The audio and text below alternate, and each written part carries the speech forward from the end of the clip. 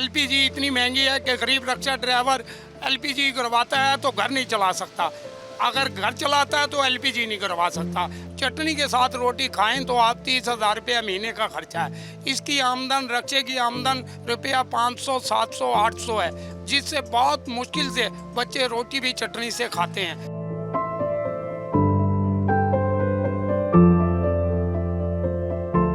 अखराजात कहाँ से पूरे होते हैं? बस किसी से मांग लिया, किसी से आज नहीं है तो किसी से उधार ले लिया।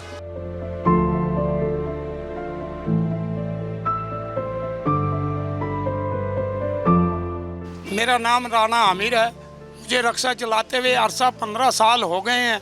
आज तक अपने बच्चों के लिए कोई कपड़ा, कोई जूती कुछ नहीं ले सका। आमदन यही समझ लो 1,800 रुपये आदमी ले जाता है रिक्शे पे जो चलाता है, और खर्चा इससे ज़्यादा हो जाता है। हमारी भी ख्वाहिश है कि हमारा बच्चे अच्छे स्कूल में पढ़े, हमारा अपना मकान हो, हमारा अच्छा रोज़गार हो।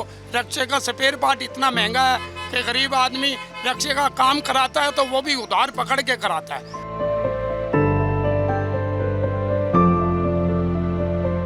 हालात तो ये हैं कि बंदा कोई छोटी मोटी नौकरी कर ले पढ़ लिख के, तो वही ज़्यादा बेहतर है। इनसे ये तो बदतर काम है, इसमें कुछ नहीं मिलता सिवाय जलालत के।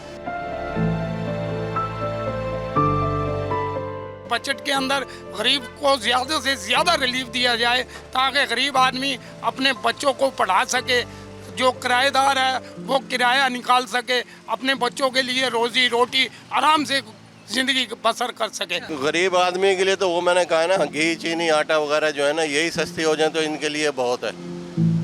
आटा भी 130 रुपये 120 रुपये मिल रहा है। अब गरीब आदमी अगर 2 किलो जिसके घर का आटा लगता है वो कहाँ से पूरा करेगा? हुकूमत बजट के अंदर एलपीजी की गैस को कम करे ताकि मैं अपने बच्चों को, अपनी बीवी को हम खुशहाल ज़िंदगी गुजार सके। उम्मीद तो बड़ी कर रखी है जी हमने, अल्लाह ताला इन्हें हिदायत दे को अच्छी हमारे हक मुसलमानों के और गरीबों के हक में को अच्छा फैसला करें।